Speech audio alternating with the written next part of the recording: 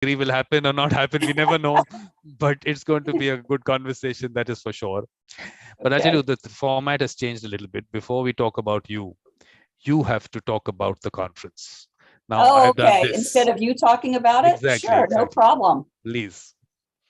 I'll be happy to talk about the conference. So this is another one of Mediator Vikram's fantastic ideas. Another conference chock full of interesting conversations with people who are passionate about various ways to approach this notion of helping people through differences, through disagreements, sometimes through over conflicts. And the focus is on mediation. But I think this conference in particular, Vikram, is I don't know that I would say it's gone far afield from mediation, but it's gone into some other related areas. And I've found that really interesting for myself. I will say this for people who maybe are new to the conference that you're putting on. I can't attend most of the live stream. They just don't work with my schedule. I'm either sleeping or I'm working. But you have this fantastic YouTube channel, and that's where I have the opportunity to access most of the content that I listen to. Occasionally, I caught Jeannie live this morning, which was great, and I do catch them live here and there. But mostly, I go to your YouTube channel and am able to experience all of this content and keep up with what's going on in the conference that way. So I'd encourage folks to go out and take advantage of that opportunity.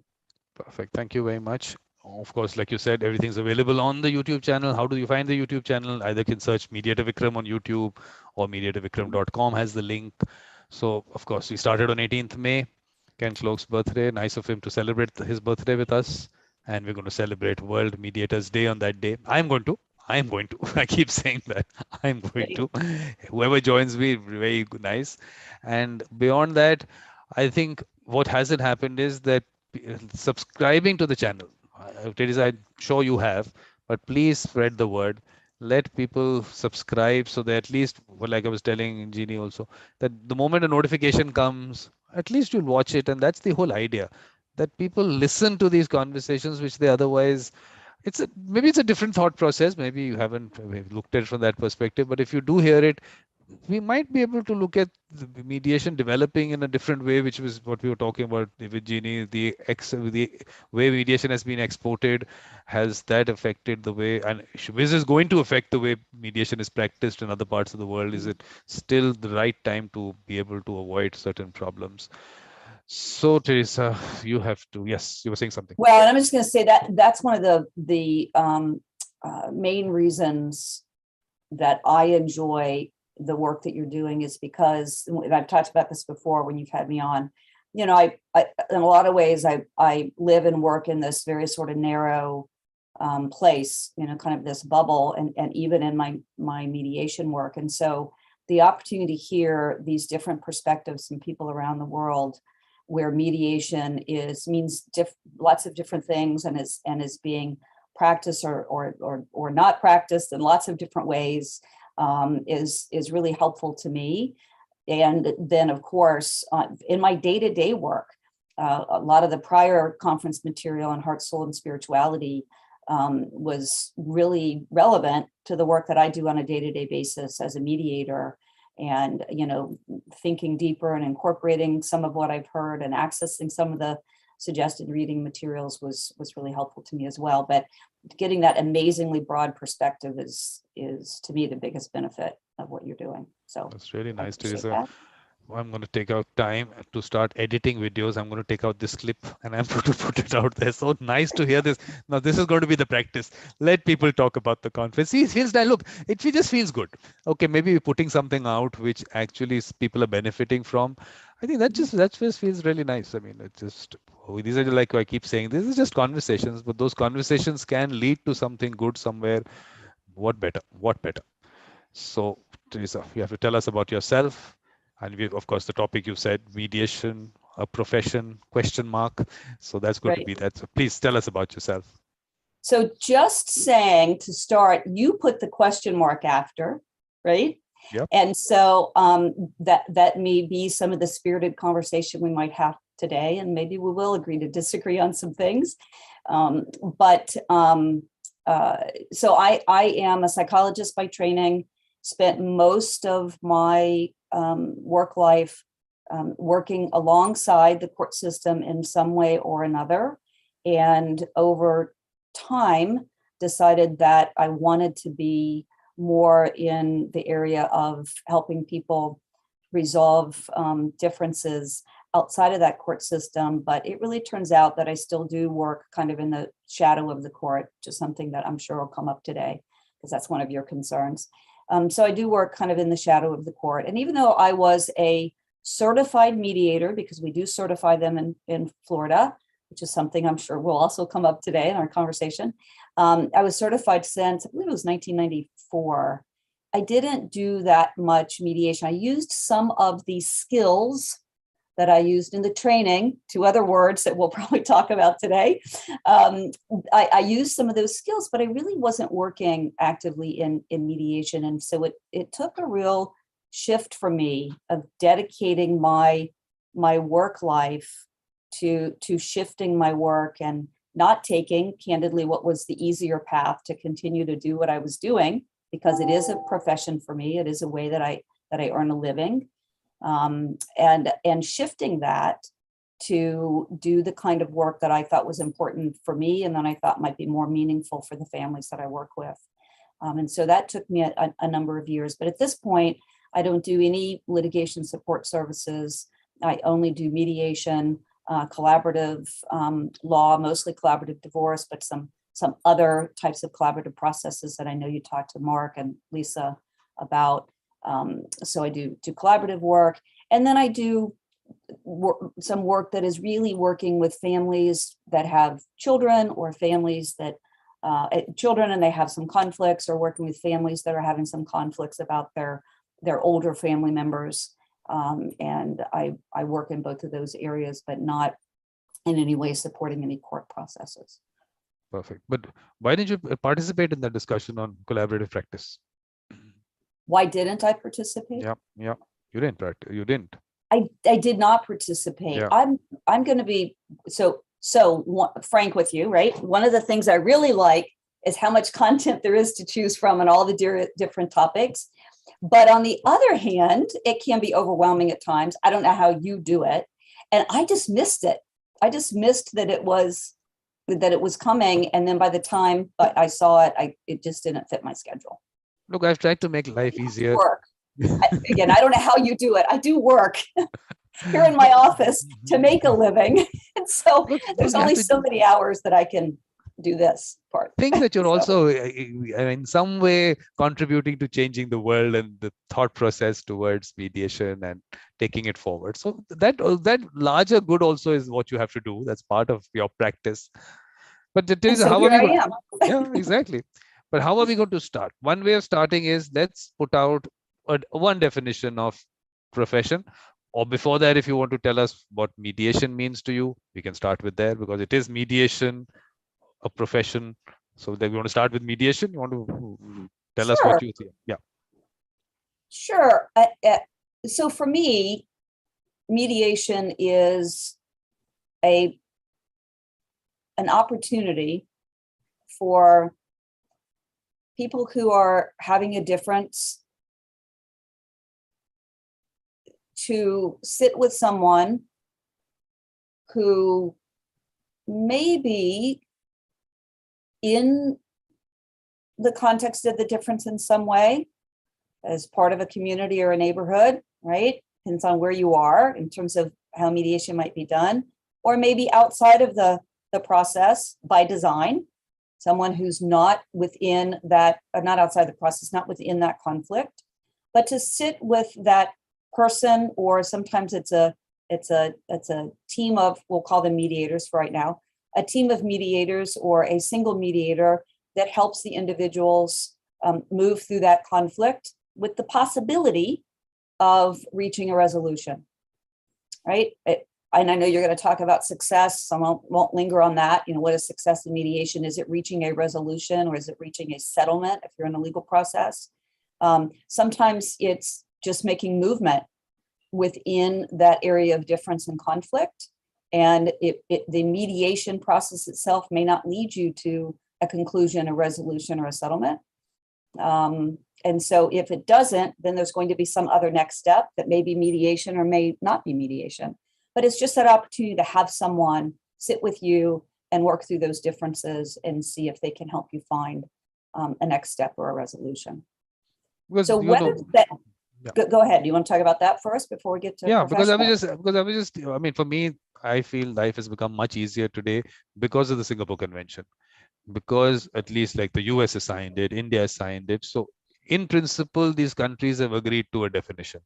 Like you have earlier told us that, look, in your court system, there is a definition there. But that we leave that, I mean, of course, because that part of it is in relation to the court system only. It doesn't move to the private practice, as I can understand. So the practice of mediation outside that, definitely I'm saying that you can, I mean, for interpretation of statutes, definitely you can look at that, because if you have that definition, I'm sure people can look at that. I am looking at places where that there is no definition of mediation in statutes, because countries have done that. They've just gone out and said mediation act or whatever, but they didn't end up defining it. So I'm just saying, for me, this it's like a global kind of a definition which is broad enough for me to, I mean, that's the way. Shared that before. Yeah. So basically a process, irrespective of this is where I am, a process irrespective of the expression used, which means call it mediation, conciliation, XYZ, or the basis upon which the process is carried out, transformative, evaluative, narrative, whatever, I mean, doesn't matter, whereby parties attempt to reach an amicable settlement of the dispute. Attempt. So this is like you just said, it's an attempt. Right. With the assistance of a third person or persons, perfectly all right. This is what I keep saying, the important part, lacking the authority to impose a solution upon the parties to the dispute. So simple.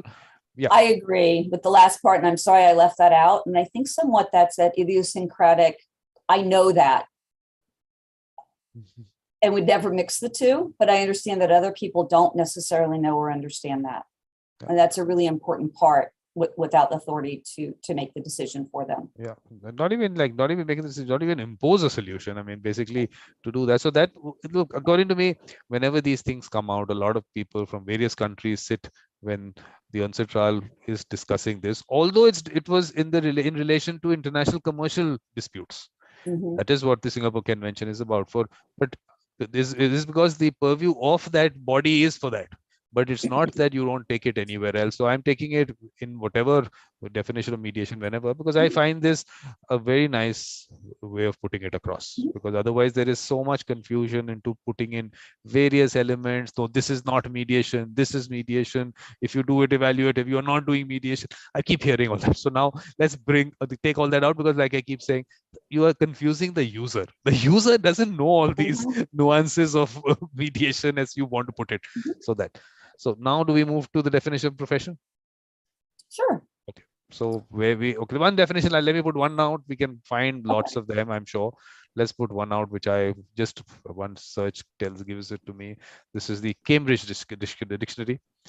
Any type of work that needs special training or a particular skill, often one that is respected because it involves a high level of education. So these are the issues that I would have. So I don't think whether they... Okay, that next doesn't matter. Basically, is this. This is what we are talking about. I think this is where we would disagree. We'll disagree here. It needs special training or a particular skill. Now, particular skill, yes, that can be looked at. That is respected because it involves a high level of education. So this is one thing which I will, of course, again disagree with. Maybe no, Teresa doesn't. We don't have to disagree. We're going to talk about it. We're going to talk about it. But we don't have to. Don't start the thing where, no, I have to disagree with him because he's spoken about it so many times, and I have to take this on my hand. No. So what do you think from that? So that definition's fine. I'm going to add a component that is definitely in some English definitions of profession. And that's the added piece, but arguably doesn't have to be there. That's the added piece that it is a career. It is something that one expects to make income off of. Okay. So certainly that definition that you just put up there stands, on its own, and special skill, something that requires education, certainly that can be something that one does without the expectation of it being their career or their way of making a living off of work. So for me, that additional piece though is relevant, and I don't know that it has to be an either or, but I think there's the possibility of it being a career, a profession someone makes money off of. It has the possibility of being something that requires a certain skill and expectation of education that people are not expecting to make a living off of. And I also, where I think we don't disagree, is that it also can be a situation where someone has that more innate ability and they don't have the formal education or certifications. So for me, these are ands, they're not ors. So an and, not an or. Okay. And I think it certainly does depend on lots of different variables, on where people live and work, not just from a place on the globe or certain countries, but even within countries where something that's called mediation is being practiced differently in different areas, and the expectations are different about whether you have education or not, about whether you have a certification or specific training, about whether you have a particular course, not just any course, but a particular course that some entity has said must have these components. So all of those differences occur here in the United States. It's not one way that someone becomes a mediator. And even here in Florida, where we have mediation statute, where we have mediation training, and that training has to follow a particular curriculum set out by the Supreme Court of Florida, you as a participant, as someone with a conflict, can still select to have someone be what you're defining as your mediator under the definition you just showed, that is not certified, that has no special training or education, but you deem that person to be suitable to sit down with you and guide you through the conversation with the hopes of reaching a resolution, or at least making an attempt, where that person has no right or ability, either that you've given them or another entity has given them, to decide or impose some sort of conclusion. And even if you have a court case, here in Florida anyway, you as the participants, if it was you and I, we don't have to choose someone who went through the training defined by the Supreme Court, that's on a particular list, that has certain education, that has a certification. We can choose, even in a court case, someone that we deem that's appropriate. Now, if I understand it correctly, the court can't select. Judge so-and-so can't say, my Uncle Bob's a great guy, I want you to go to Uncle Bob to resolve your dispute. Or somebody not in my family, but someone I've heard of. They, I believe, would have to, if they're going to assign you, they have to choose. So if it's going to be on the list at the courthouse, it has to be someone who's gone through that training. But the participants still have the right to choose someone that they think has the innate qualities and abilities to be the mediator. Because of, like we keep, I mean, of course, qualities is one part. I think the important part is the trust, that you trust someone, because finally it is your dispute, and definitely it's close to your heart, and obviously you want to, if someone else chooses, that is an issue by itself, someone choosing a mediator for you, but finally that trust part of it is, according to me, very, very important. And in that kind of a situation, the aspect of why the person trusts the person, the reasons for it, they won't be able to put down on points.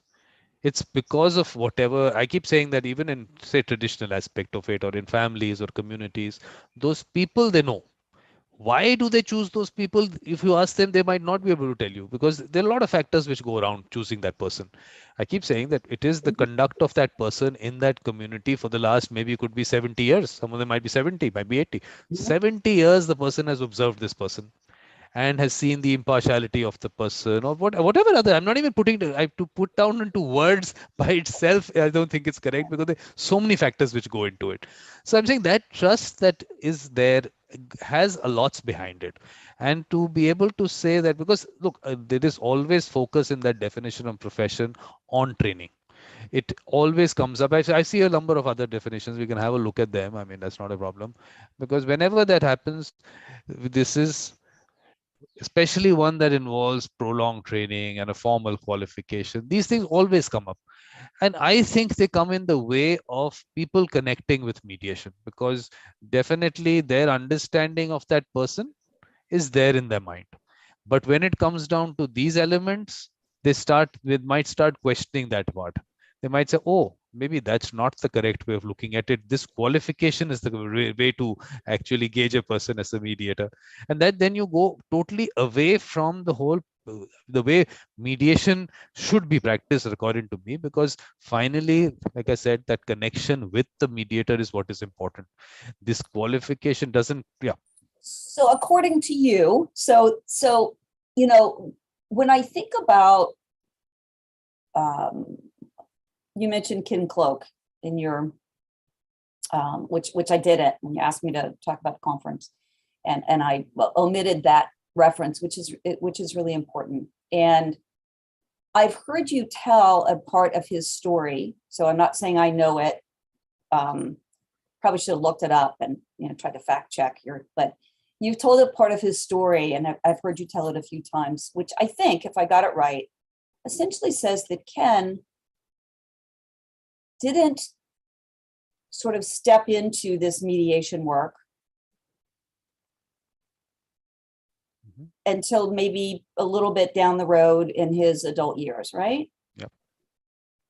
But he was a judge, and he went, like he says in that first episode of Evolution of a Mediator, he says, I went for a lecture about mediation, and 2 minutes flat, I knew my life had changed. So He went now to a training. He says lecture Because about that's mediation. No, I'm using his words. I'm using his I words. know, I He know. says lecture about mediation. So maybe as part of the court process or somewhere they had But someone it's coming in. education, right? I don't know. I've been I'm telling not him sure. also, that whole series started by me telling him that that aspect you connected to. But all Right. that had happened in your life, all that was just, it's like a culmination of something, you being able to reach enlightenment. Sometimes you reach Right. enlightenment because of the fact, all these things, but sitting under the tree is not what did it. So if Buddha, if you said because everyone should go sit under a banyan tree because that's where it happened, I think that's maybe not the correct place. It is just that all those thoughts of yours, all of them, of course, were part of you being a mediator, and suddenly someone put a word to it, or someone said this is a way of you can practice this. Oh, you think this is me, and this can actually be a practice, because that is where that whole way of life discussion comes in and Mhm. all that. So I'm saying, to say that someone was able to discover themselves in a certain, could be a classroom, it could be a lecture, it could be watching something on YouTube, wherever it happens, connecting to it doesn't mean that that is what changed it. I'm just trying to say that I'm saying people should go sit in whatever they have to, listen to people. It's a good thing, and connect to whatever it is. But don't say that that made you a mediator. So So what I want to say about that is that my understanding is that Ken then, well, let me say it differently. I see him as having both the mindset of a teacher and the mindset of a learner. yep. And so before we even get to this concept of what someone has to do in terms of training to be certified or whatever, my view of Ken from that point is he was a learner and he was a teacher. He didn't say, I have a name for it. and I know all I need to know. I have all the skill I need to have. It's innately there. It always has been. I just didn't have the name for it. And now I don't need to learn anything else. Well, I think And that, I no, don't need to share, hold on. And I don't need to share any of my knowledge. And so for me, and I shared with this with you in, I don't remember which talk it was, but that I have had an experience with Ken in a when I'm going to call it training, not to annoy you. That's just, it was a training that I signed up for at many years ago. And what I remember so distinctly is that, and I know I shared this with you, but that his ability to ask questions is astonishing. And in this training, where we're watching what are role plays, but they were real situations that he created with this relatively small group of learner, right? This was not a common pretend you're Sally who slipped at the grocery store. This was really more, and it wasn't intended to be some therapeutic setting, but it was really learning in a more authentic way about how to be in the room and how to ask questions. And so watching him ask questions, and as you're watching someone else, the work happening with someone else, I'm trying to stay one step ahead, right? To kind of check myself to see, well, what would I ask? Or where would I go next? And pretty much every single time I'm like, oh, I never would have thought to ask that, or I never would have thought to ask it in that way. But it was the exact right, it's going to sound like not a great reference, but sort of like hitting your funny bone, right? Which is not a good experience, but it's hitting just that. It's a very distinct, right on point sort of feeling. And so when I watched Ken work, what I remember is every time he asked a question, it was an unexpected hitting of that person's deep spot that moved the conversation like light years ahead. And one of the things that I realized over time is that no matter how many trainings I go to, so where I agree with you, I'm not going to be able to do that. But that doesn't mean that I can't be a competent mediator that that balances who I am and what I bring to the mediation, the heart, soul, and spirituality piece, with continuing to learn from other people doing this work, things that I need to learn, not only about myself, but about the work that I'm doing and how to help people move forward. I think I'm better at asking questions now than I was back then, but I'm never going to achieve what I think Ken was born with, right? That had to wait for the right time to emerge, but that also doesn't mean that he stopped learning or that he stopped teaching. So it's somehow finding that balance, even in how you and I see this, somehow finding that balance between recognizing that are definitely those people with a mediator mindset that innately, born with or through their early life experiences, have some talent, right? Some ability. And then there are folks who can, and still those people probably can benefit from learning some things from people who have done certain types of work to help people through conflict. And then there are those folks that, like me, maybe I have some ability, but I have to do a lot more learning than someone like Ken does. And then there may be those folks that go to a mediation in a box, which is one of your worries, mediation in a box training, and don't get it and think that that's all there is to being a mediator. And they go hang out their shingle as a profession. And they think their mediator in a box sort of training is going to be sufficient.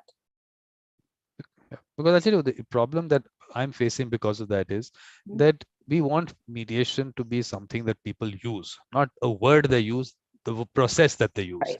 And that aspect has not really happened. I mean, look, you are one of those lucky people who are able to do it on a full-time basis. Yeah. How many do we find? We don't find too many. And I'm saying there are people there who actually they have everything going for them and they would want to do it on a full-time basis, But because of this aspect that, look, we can make you a mediator thing, you churn out people, you're churning out people, where you got, like I say, 40-hour factories which are churning out people. So now because of that, the way mediation has to be practiced is, of course, the mediator mindset and you being able to connect a lot of other things, which I said I'm not going to put words, actual words to any of them, because then that means, is it an exhaustive list? It can't be an exhaustive list because we also don't understand. There's so much more happening. But the focus finally in relation to profession is always about qualification, training. And we are, of course, agreeing or to the part that yes, there are people who have that innate ability. We have that. So if that ability is there, to say that it has to be training, what happens is, from something that can also come from training, what we end up in, it can only come from training. So that is the direction that you go into, and that is where I have a problem with, that you can't practice as a mediator up till you don't get this qualification, this certification. But what have we done? When we go out and put out these institutions, put out this aspect that we certify people and we are the body in the world to do it, or whatever other ways they go about it, then in the market you are saying these are mediators. And then what you do is you take away from the people who can actually practice it, and practice it well, and actually give the user the experience that the user wants. It's of course that user experience which we are going to be discussing after this is not just the aspect of settling, or it's not just that. There is more that goes beyond it. So I'm just trying to say that let's I am keeping that discussion open. It was only because of that reason that the whole direction goes into something which I feel has not served mediation. And second part, of course, you'll come into it. Second part is, for me, it is a big world that we are in. For you also, it's the same world. And it's a country Yes, like it ours. is. And when I tell people about, say, I look at India or maybe Africa or other places, when we look at 60% rural population in India, for Mhm. me to be able to tell them, or to just tell people in general, that we are going to be able to churn out people through that qualification enough to cater to the number of disputes that we have in this country, and we can give them mediators, we can make mediators and send it, and then it becomes a profession only when we can send those people out there who are qualified in this way or certified in this way. It's never going to happen. It can't happen. And so what are we going to say? We'll have to wait 500 years for, because you can understand the numbers involved. I mean, we are 1.3 billion people, yes. On top of that, the number of disputes out there definitely are in hundreds of million. It's not 1 million, 2 million disputes, hundreds of millions of disputes out there. And that's just disputes. Beyond that, you want the role of mediators in the larger way, which people like you would look at conflicts. I'm not even there. Mhm. I'm in a very limited sphere. So all that, so much work there is to be done. And then if we limit it down to these, and then on top of that, who is doing that training? Are you certified to do it? Who has given you that certification? Who said that you are the mediator and you know everything? And now what you are imparting to this person, you suddenly made that a person a mediator. There are a lot of factors then go around it. So I'm saying those things you can do. No one is going to say, no one's saying close down your shop. Don't do. If you call it training, you want to call it whatever, that's perfectly all right. Let that shop continue. But don't let that be the criteria to practice. We are going to look at words like occupation, vocation, because you said, look, I get paid for it. And if I'm Mhm. getting paid for something, it's a profession. No, not necessarily. You get paid for occupations and vocations. We have to see the words. We'll have to look at those definitions. We'll have a look at them. So it can be a vocation. It could be an occupation. No, no, I didn't say that. I just said in my definition of profession, it includes a component, right, for me and it's something that, but I said that there are people who would follow the profession definition and choose not to get paid for it. So I'm not saying it has to be a profession, because there's other that it has to, that there's certainly other words that represent how people get paid for what they do. But let me go back to what you said a moment ago. And this relates to other conversations that you've had, and you may not want to have it today if listeners are thinking about just wanting to talk more about the profession of mediation. But one of the things that you have had conversations with other folks about is for instance, the notion of how to identify people from a young age who have a mediator mindset. How do we help I'm going to call it increased awareness that there's little people in the kindergarten class, there's little people in the 4th grade class that can help in that's maybe who children already go to, right? But I know you have also some issues with peer mediation. So without digressing into some of those things, I think, what you're saying is that we're not going to be able, as you said, to churn out enough mediators to reach all of the places where people have differences that they need assistance with. I wasn't aware that that's anybody's goal, right? Because if that's all we do, as you've pointed out before, the number, at least here in the US, the number of filed litigation cases is enormous.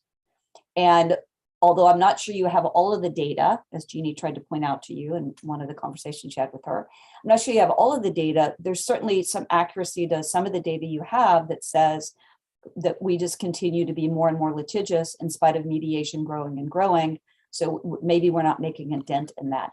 I couldn't agree with you more that we can't take one approach to this issue, that we have people who have differences, and at times they have differences that are so extreme that it leads to scary divisions within our society and scary actions that are taken in order to try to I won't say solve, because it's certainly not solving the differences. It's quashing someone else's view or side in the difference of the disagreement. So I couldn't agree with you more that the answer isn't just churning out more certified mediators. The answer has to be much, much rounder than that, much broader than that. And if what we want is for people to first know that they may have more capacity to resolve their own differences than they realize, and that if we're working with our youngest populations from a very young age to talk about the importance of some of what comes up in talking about Gandhi and mediation, talking about heart, soul, and spirituality, to understand some of these basic principles about mutual respect and regard, and the importance of holding in our hearts and our heads different ideas about things, then we want that to be happening, that you can resolve more of your differences yourself maybe than you think you can, without someone called a mediator or a peacekeeper or anything else. And then when that though doesn't seem like it's getting you to a place that you'd like to be in your difference, there are these folks called mediators or whatever else we choose to call them that are available to you in your school, in your town, in your village, in your wherever, that are available to you. Maybe they're paid, maybe they're not paid, but there are people that are available to you, as they have been available or were available, right, centuries ago, from what we know, that those people are still available, and they shouldn't be devalued, because we now have this concept that in some places we have a concept of a profession of mediation and a training or a certification that makes a different type of individual available. So I agree with you that we should be working all of these angles. I just happen to include in there the notion that when we get into the substance of some differences and conflicts, the way that our society is currently structured is that there are what we have decided and defined and voted on. There are certain legal aspects related to whether or not your fence is over the property line, or there's certain legal aspects that we've decided as a society are important when people decide to get divorced, around people don't have ownership of children, right? That we want to create a situation in which whoever the legal parents are and the non-legal extended family members maybe have access, that there are certain constructs around how property in a divorce has to be divided that have legal overtones that we have voted upon and decided would be part of our legal structure. And so sometimes folks are in an area of difference where it might be relevant to something we've decided as a society has a legal construct, or it might be relevant to someone else who doesn't wish to be in the conflict, but by virtue of where a piece of property sits or an access road that someone wants, it's now touching a whole lot of other people. So there may be situations or scenarios in which, the subject of the conflict may be best served by someone who has a more formal educational process to understand how to best help in that conflict, and who understands a bit about what some of the structural pieces are to that conflict. Doesn't take away some party's ability to make their own determination about whether they're going to resolve in mediation and what the resolutions might be. So maybe where you and I differ is, I don't know why we can't have all of those things happening simultaneously. Well, I know that I'm too old at 60.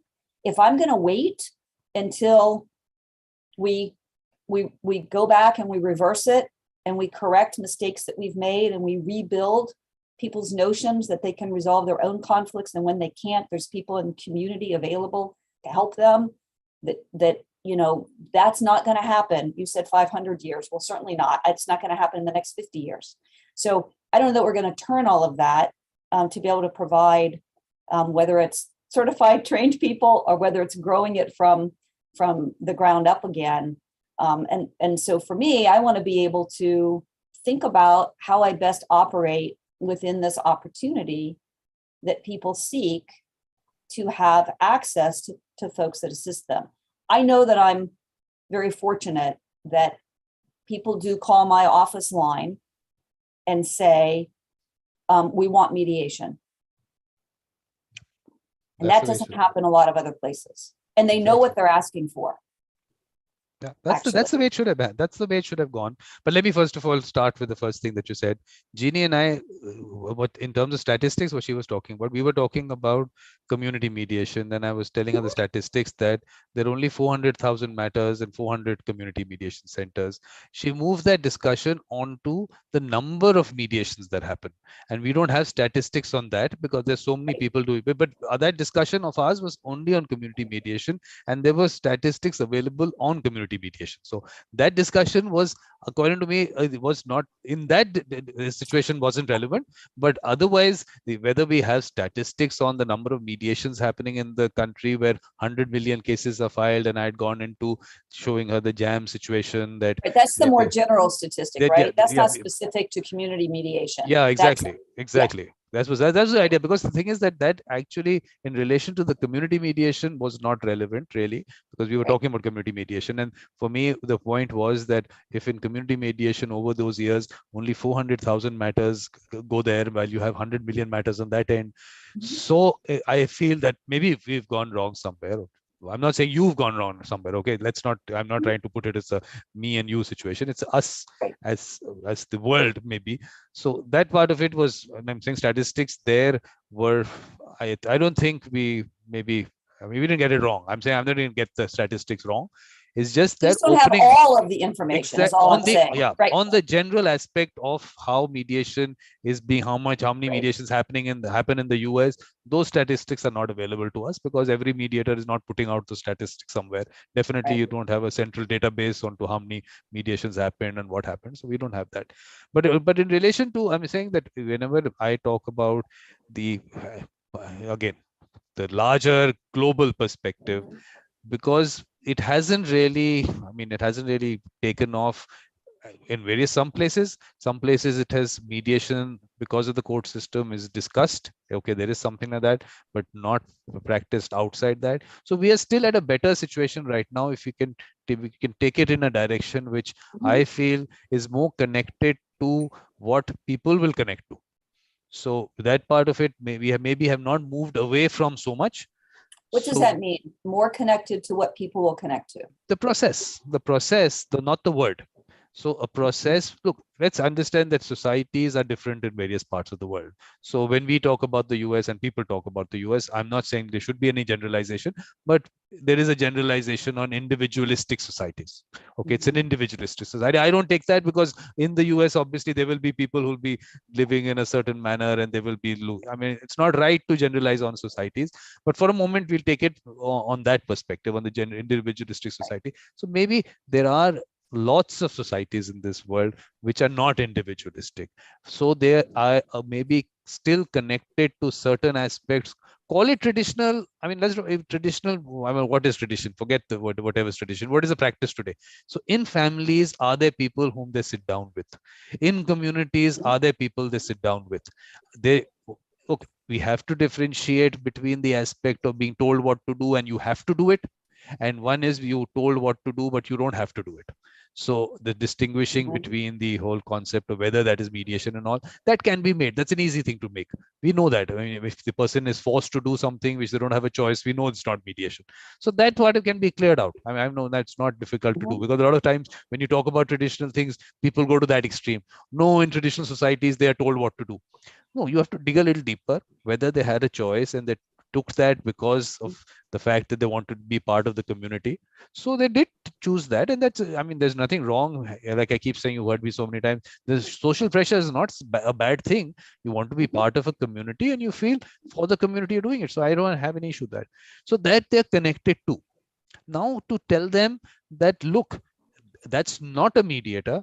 A mediator is a person who has these qualifications, is certified in this manner. Suddenly, they, because the new word is introduced, because up till now, look, in our Indian languages, there are different words for mediation. I mean, we have so many languages here. I think we have some 20 plus official languages itself. Mhm. All of them have a different word. They don't call it mediation for sure. So, say, sulh is a word. Sule, of Mhm. course, comes from, of course, the Arabic part of it, because we've got a lot of influence from there. So whether it's come from there, we don't know, because we've got such a mix of the language. But that word is used. Now, I can connect the person to Sule because he understands that's something part of their society. They've been using that word, but suddenly they Mhm. find out that, look, this is what mediation is. This is a process like this. These are the people who do it. So slowly, slowly, you start moving away from a process you were actually familiar with, which was working also. But those societies are also getting restructured because communities are being broken up as urbanization takes place, or influences come from outside, and societies of themselves move towards being individualistic. We don't know what all is happening. It's a very complex thing happening there. But the fact is that something which was a simple aspect to be able to use and be part of, and already having it around you, suddenly moves into what we call a profession, and someone comes there as a mediator, and then suddenly that person becomes an external person. Then that connection, that trust, what I told you, the trust aspect of it, which that society and being part of the society brought with those people that we were talking about, that the person identified, then you move away from that, and then you say, this is the person we have to use, but I don't trust this person, I'm not connected to this person. So do we move away from the process only? Why can't they have a choice? I'm not understanding why it has to be, we're back to the or instead of the and why can't they have a choice? And thinking about the conversation that you just had with Jeannie, where um, depending on depending on the circumstances of the of the conflict, without putting a label on it, a different style, a different way of approaching in terms of what type of relationship the, I'm going to call them a facilitator, the facilitator or facilitators have with perhaps the community, with the group of people that are a part of the current situation that's being talked about. So whether we're talking about that here in the US or whether we're talking about your examples in India, why is there not a possibility that participants can have an option to still use the the person that they know and trust within the community, if there's still a community that's standing, because that's part of what you're saying, even those communities are changing. But if those individuals are still available, why can't they decide what they'd prefer to use? That's what I'm saying, that as you go along and you start talking about, and I mean, of course, you're promoting mediation and you're going on talking about mediation. And when you talk about it, you talk about, we will do this training, because they're going hand in hand. This whole concept of promotion and training and certification, all that is happening together. Because it's simple, the person who wants to go out and just talk about mediation, where is that person? What is it? Is it being, is that person be funded or something like that? No, this is part of a package which goes out. We will tell you about mediation. We will tell you how to become a mediator. Then we will certify the person, and this is the person you have to go to. And anyone else is not safe. That's the way now. That's the thing that people go towards. Look, fear is everything, be it religion or everywhere. Just put fear in people's mind. It's not safe. In our court system, we'll have a qualification. We'll say 10 years of experience, only then you can be a mediator in the court. Put some fear. There is something there that if you, it's not safe. Let me tell you, I mean, why I'm bringing this up is because of the fact that becomes a basic thing. Like I'm telling you, we have some rules in certain high courts, of course, which says the minimum of 10 years of experience to even qualify to go through a process to become a mediator. On the other end, I keep telling people, but you're talking about court system now. That's no. Why am I talking? That's a part of the conversation that we're having. Yeah. No, I was talking about the safe. No, I'm talking about the safe part of it. Why this thing? But you made reference to within matters related to the court. I'm coming to that only for this reason, that I said, why is this 10-year thing? That people are told because it's not safe to put anyone else there. Then I tell them that a person who's enrolled in the bar, day one can represent a person who's on the death penalty. That is safe. First day on the bar, he can do that. But it's not safe to put this person in a room with people who are in a dispute. And that is why we need this training. That is why we need this qualification and certification. I am saying you are misleading people and you're fooling people and actually putting a fear in their mind because you want to take them in a certain direction. And I find them very unethical practice, because you are actually creating something out of nothing. This was something which was, where is the safety kind of the aspect?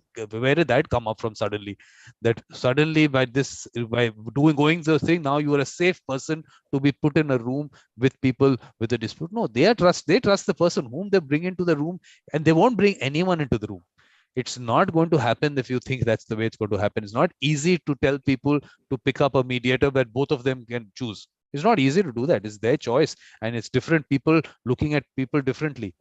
Once they have chosen someone, they know what they're getting into and whom they're getting, and they can walk out of the process whenever they want. You're not getting them into a process where they're stuck.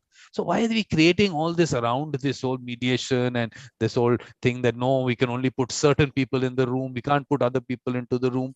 This is what I want to move out of, because it's doing disservice to mediation. It's not going in the way it should. Of course, the natural part of it, definitely for me, that connection with those people and those people bringing in a lot of aspects. So the qualification, can I give you a certification on these elements that I keep talking about, the heart, soul, spirituality? Who's going to give me a certification on that? Yes, this person brings the heart. Oh, this person is a good soul. Oh, this person does connect people on a different level. The energy this person brings it. Are you ever going to be able to have any gauge for that? So why do you, I mean, I'm still saying that you're fooling people by saying these are the elements required, and we have checked this person on these elements that a mediator is required to have. You've suddenly said you're making a mediator. So cut. These are the points. Check. Yes, now we are putting this person in the world. Okay, tested, quality control, certification put. Let's not do that to the individuals. It's a person coming in, person bringing so much as part of them. Please don't do that to people. That's what my point is. So you covered a lot there, and I don't know, of course, other than what you've just said, I don't know anything about this system that's requiring the 10 years of experience, et cetera. So I wouldn't be able to talk about that. We can talk about what safety elements generally people might think there is related to the notion of qualifications, which by the way, isn't just education, qualifications. We could talk about that. We could talk about the supposed safety aspects to someone being certified or having certain education. We could talk about that generally if you want, but let me sort of pick up on the last part. And this may be where we have a little bit of a difference of opinion, but not completely. So if someone is, I don't want to say it that way, because I'm not out there scrolling through the internet or social media or whatever else, looking at all the folks that are offering certain types of training. I offer training, doesn't happen to be in mediation, it's in collaborative process. But generally, when although I am going to be teaching a class on mediation, which I haven't done in, so accuracy is important to me. When I say I'm not doing training, I did many years ago in mediation as a subject specialist, was never the primary trainer, that sort of thing, but I haven't done that except for, like CLE for bar things about a certain topic that might be related to mediation. But now I'm going to be teaching a mediation course. But I never think about what happens to be a 40-hour training here in Florida. I never think about the 40-hour mediation training as being all that's required to be a mediator.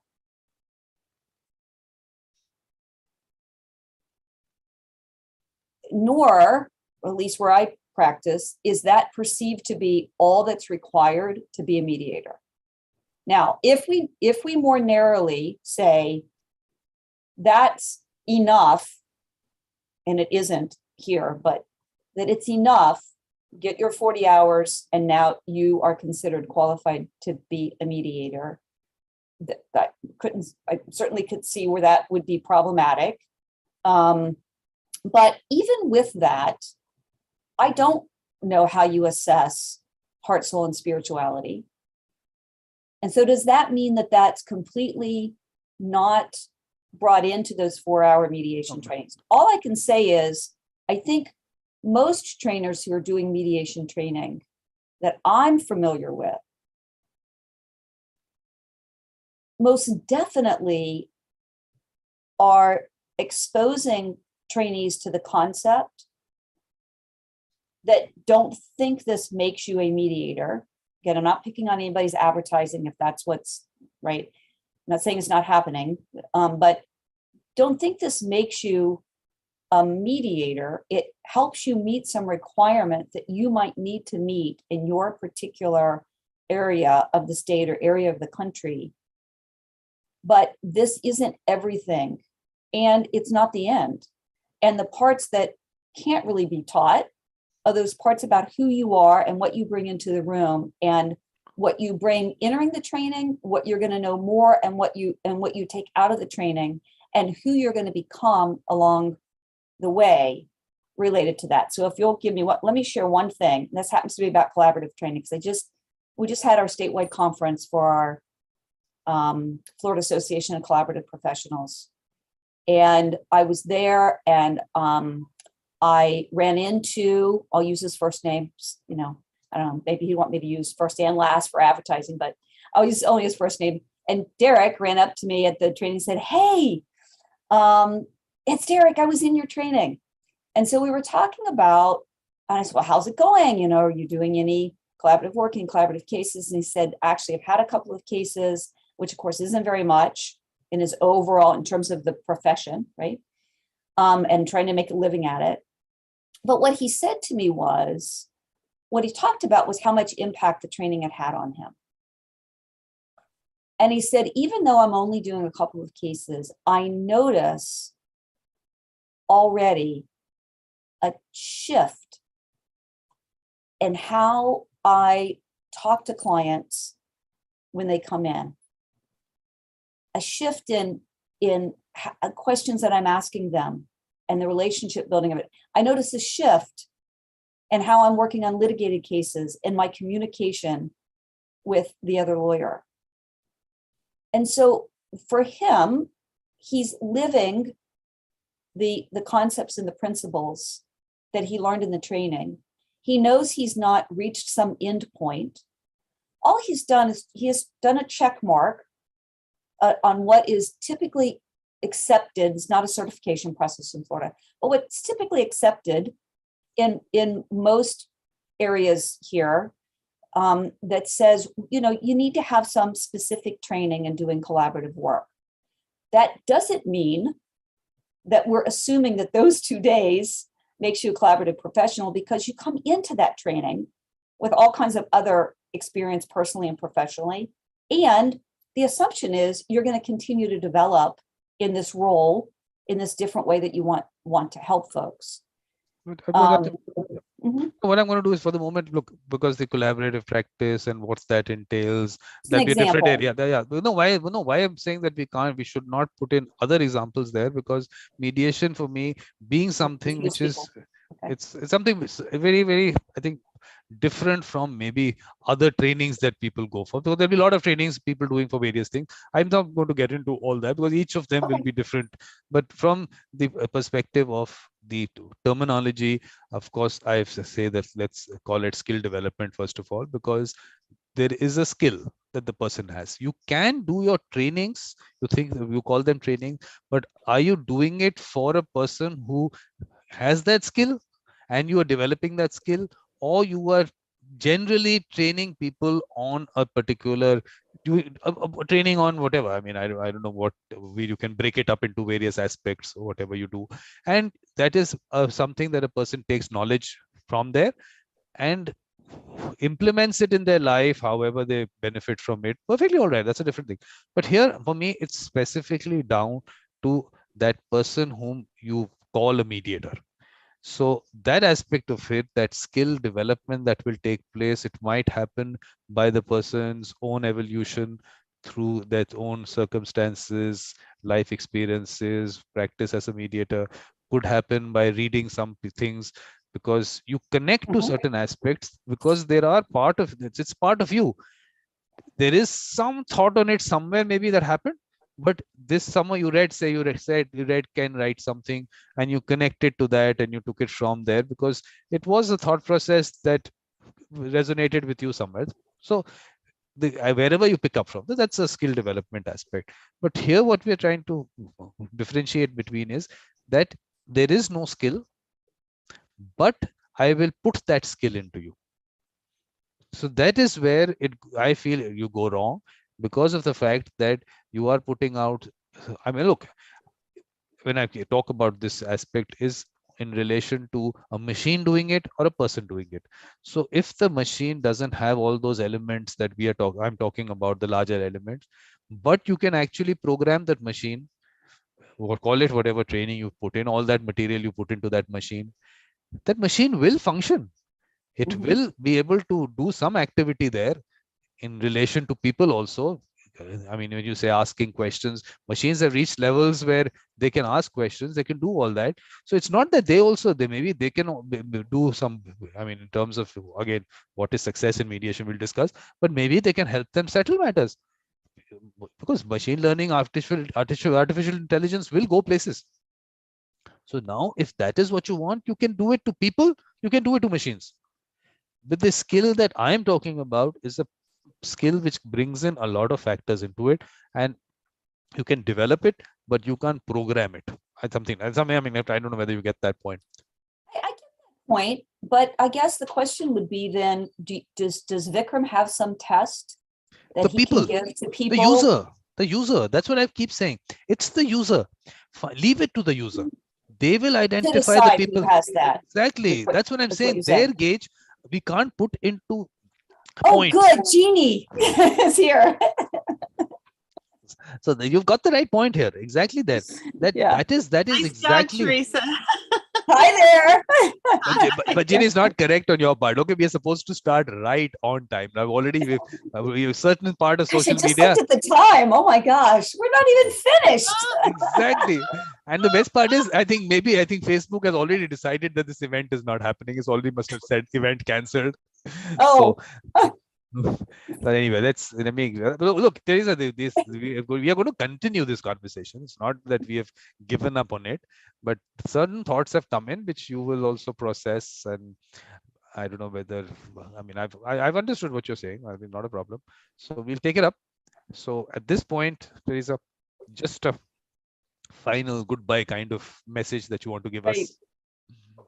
Well, I maybe go back to sort of the part that says I think that the sentences need to have ands, not ors, and so I think mediation can be a profession in some of the ways that we've defined it, and it can also be not a profession in terms of requiring a significant amount of education. And it can be not a profession in terms of there being a payment for services. And I think that all of those possibilities around this notion of mediation can be helpful to us. Okay. So I'm going to Well, keep the and, not the or. and I'm No, trying you to said I had last word. I was yeah, summarizing. yeah, perfect. Now my last word. I always get the last word. So I know what you I am do. saying is that getting into all these, instead of that, just leave it to the people. It is a people's process. It is their dispute. Let's move away from this whole colonizers concept that we will decide whom you sit with. Please don't decide for us. We know whom to sit with. We are smart enough and to keep sitting with whom we want to keep sitting with. You don't have to tell us whom we have to continue to sit with.